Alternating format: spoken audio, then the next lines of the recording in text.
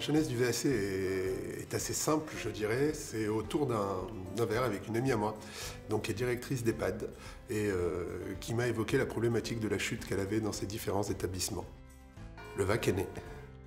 On installe des capteurs optiques, généralement, dans chaque chambre d'un EHPAD.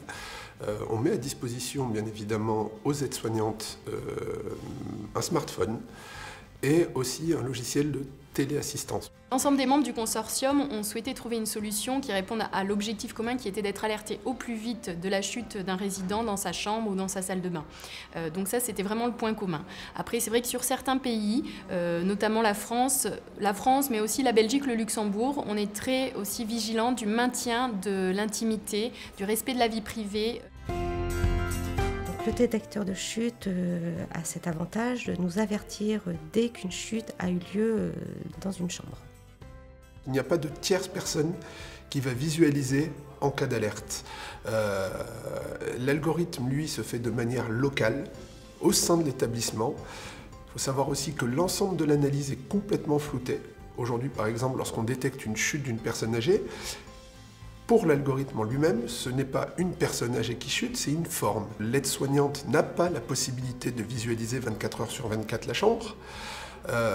Et lorsqu'elle reçoit cette alerte, il faut savoir que la visualisation ne dure que 20 secondes. La solution retenue dans le cadre du projet API, la solution VAC d'alerte et de visualisation des chutes, permet à un directeur d'EHPAD notamment de mieux piloter le risque de chute de ses résidents, d'alerter son personnel, c'est-à-dire d'apporter une réponse rapide. Je pense que ça, c'est un élément important aujourd'hui dans le problème des chutes des personnes âgées, c'est d'être tout de suite alerté pour pouvoir venir évidemment secourir la personne qui vient de chuter.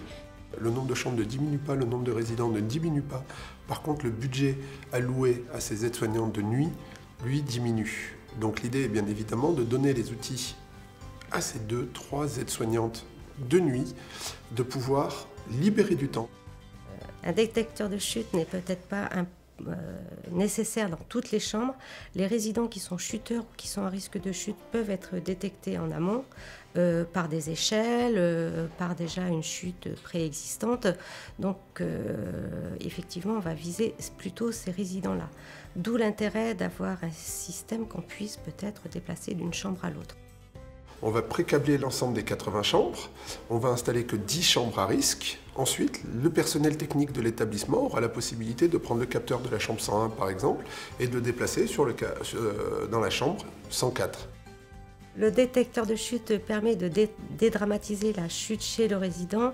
Effectivement, s'il est équipé, il sait qu'il va y avoir une intervention, donc il peut être plus libre dans ses mouvements, aller aux toilettes la nuit sans avoir peur d'une chute et de rester au sol pendant des heures.